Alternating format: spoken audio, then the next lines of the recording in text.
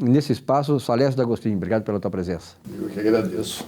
Bom, tem aqui, ó, aliás, esse teu espaço, Salésio, tem uma repercussão nacional, né? A professora Lisiane Almeida, aliás, não é professora, ela fala de professora, que é tu, né? Mas ela diz o seguinte, ela é de Maceió, em Alagoas. Fui contratada para cuidar da contabilidade de um condomínio predial daqui da cidade, lá em Maceió. É um condomínio de 160 unidades que tem uma arrecadação em torno de R$100 mil por mês. Acontece, diz ela, que o síndico me contratou e começou a incluir nas contas do condomínio gastos dele, gastos particulares. Abri uma conta específica informando esses gastos, mas ele não aceitou. Ele mandou contabilizar na conta de gastos gerais do condomínio. E aí? Ela diz assim, ó, eu até pensei em denunciar o Conselho Fiscal do condomínio, mas se não perco o cliente se faço isso. Qual é a sua sugestão sobre um fato como esse? É complicado, né, Lisiane? Pois é, Lisiane. Sabes que os escândalos no mundo condominial é muito similar com aquilo que nós vivíamos na política. Há muita corrupção. É isso? Se você abrir o site, né, sobre este assunto, você vai verificar, né, lá notícias e matérias que diz a praga da corrupção no microscópio social dos condomínios. Então você vai verificar lá a manchete que diz corrupção, o câncer dos condomínios, não é isso? Aí você vai se deparar com uma pesquisa em que diz que 60%, né, 60% dos contratos são superfaturados, superavaliados para dar comissões para síndico administradoras, não é isso? Então, se você verificar os condomínios, realmente é um câncer, né? E que isso tem que ser o quê? Rompido, não é isso? Tem que ser rompido. Isso não pode continuar. Então, os principais tipos de corrupção e fraudes que tem no condomínio é o superfaturamento do serviço, são pagamento de impostos, né, e encargos que não são recolhidos, obras emergenciais constantes, todo mês tem obra, simplesmente para poder manter o contrato e poder receber a sua comissão, é gasto com notas frias, enfim, existe uma série de problemas que nós temos nos condomínios, né? E esse teu condomínio não é nenhuma exceção, não. Esse condomínio está dentro de uma média. É a regra. É a regra, a regra. Só porque, por que existe essa regra? Bom, em primeiro lugar, eu acho que o poder legislativo tem que começar a pensar nisso, como estabelecer normas de como prestar conta aos condôminos e até mesmo ao Estado. Entende? Por quê? Os condomínios hoje é um segmento importante na geração de emprego e renda. Entende? Hoje, os condomínios, eles equiparam-se aos microempresários pela quantidade de riquezas que são geradas. É contrato de manutenção, é contrato de limpeza, é contrato de corte de grama, é faxineiros, entende? São zeladorias. Tem serviços tantos, se nós somarmos todos os condomínios do Brasil, supera a quantidade de microempresas que nós temos. Então o Estado está na hora de começar a pensar nisso. Tá? Porque a riqueza é muita riqueza e existe muita sonegação. Entende? É pagamento de autônomo sem o recolhimento da Previdência Social, é pagamento de terceirizados sem o recolhimento da Previdência, enfim, uma série de problemas que a gente sabe que tem. Okay? Mas como é que nós vamos resolver isso? Você sabe qual é o principal documento que existe para regular tudo isso? A Convenção Condominial. A Convenção Condominial é um documento, é um conjunto de normas que regula o funcionamento do condomínio.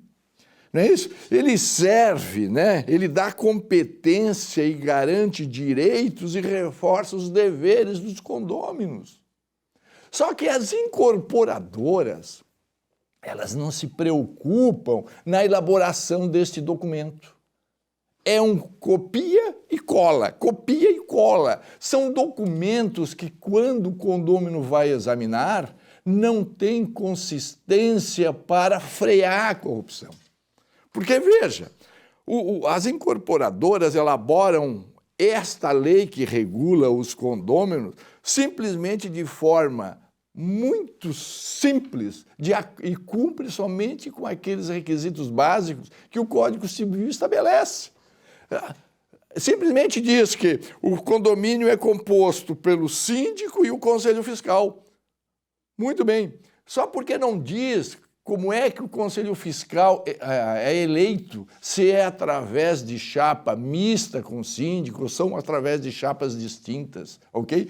Não dá autonomia ao conselho fiscal para que ele possa contratar auditoria para verificar as contas do condomínio. Enfim, problema das procurações. Não estabelece os limites dos procuradores, ou seja, um procurador pode representar mais de 50% do condômino e aí cria essas pessoas com poderes de fazer o que querem. Você tem uma ideia? Semana passada, eu estive participando de uma assembleia para discutir assuntos importantíssimos no condomínio. Sabe quantas pessoas estavam presentes na Assembleia? 2. Eu e um procurador. E esse procurador representava mais de 60% dos condôminos. Aí eu digo, mas vamos discutir o quê? Se aquele procurador decide por todos. Então é por isso que essas coisas aqui acabam não dando fim. Porque o incorporador, ao criar a convenção condominial, tem que limitar que não pode um procurador representar mais que um condômino, porque senão tu cria esses grupos que acabam comandando os condomínios e prospera a corrupção. Então isso nós temos que acabar. Por questão de eleições, não pode permitir que o síndico se mantenha no poder sempre. Entende? Esta convenção ela tem que estabelecer que o Conselho Fiscal tem que contratar uma auditoria, dependendo do tamanho do condomínio, verifica um condomínio com 160 unidades, tá? Que não é grande, nós temos condomínio com muito mais economias disso, fatura 100 mil por mês, tem que ter uma auditoria. A convenção condominial tem que estabelecer que a prestação de conta tem que ser em forma contábil e não simplesmente pelo regime caixa, aonde se registra as entradas, registra-se os pagamentos, mas não informa o quanto deixou de pagar, entende? Aonde as administradoras condominiais não fazem os registros, enfim, obedecendo às normas legais. Então, ou seja, o que nós precisamos hoje, Lisiane, é focar mais nas incorporadoras. As incorporadoras têm que dar uma atenção mais sérias nas convenções condominiais, porque a convenção condominial é a lei que regula, né, os direitos e as obrigações dos condôminos. Se der uma atenção especial na convenção, a corrupção vai desistir, vai acabar, vai dificultar. Mas para isso é necessário que esta convenção seja feita de forma pensando no futuro. A incorporadora, ela não pode pensar no presente e na simplicidade. Ela tem que pensar no conflito futuro entre os condôminos, porque é ali que se aplica a convenção e é ali que se evita tudo isso que está acontecendo. Lisiane, a única coisa que eu posso te dizer e recomendar é o seguinte: tu foste contratada pelo síndico. Muito bem. Tu dizes que se denunciar o fato ao Conselho Fiscal, tu vai perder o cliente. Por que isso? Porque o Conselho Fiscal certamente é um braço do síndico. Ou seja, é um Conselho Fiscal sem nenhuma autonomia. É um Conselho Fiscal faz de conta, ok? O que é que tu podes fazer nesse caso? Como a contabilidade, neste caso, ela não é obrigatória, não é uma simples prestação de conta, tu vai ter o quê? Vai ter que fazer o que o síndico está dizendo e tentar fazer com que os condôminos peçam uma prestação de conta, fazer com que os condôminos peçam uma auditoria para examinar todas essas coisas e seja lá o que Deus quiser. Enquanto não for colocado na cabeça dos incorporadores que os condomínios, para funcionar bem, ele tem que pensar no futuro e o futuro está na convenção condominial e essa convenção condominial tem que ser feita de forma clara, objetiva, pensando sempre na estabilidade dos condôminos, pensando sempre no funcionamento sério dos condôminos e deste condomínio. É por isso que eu peço a todos os incorporadores, por favor, antes de encaminhar para o cartório de imóveis a convenção, verifique se esta convenção cumpre efetivamente com os interesses dos condôminos, pensando num conflito futuro, e não simplesmente registrar por registrar.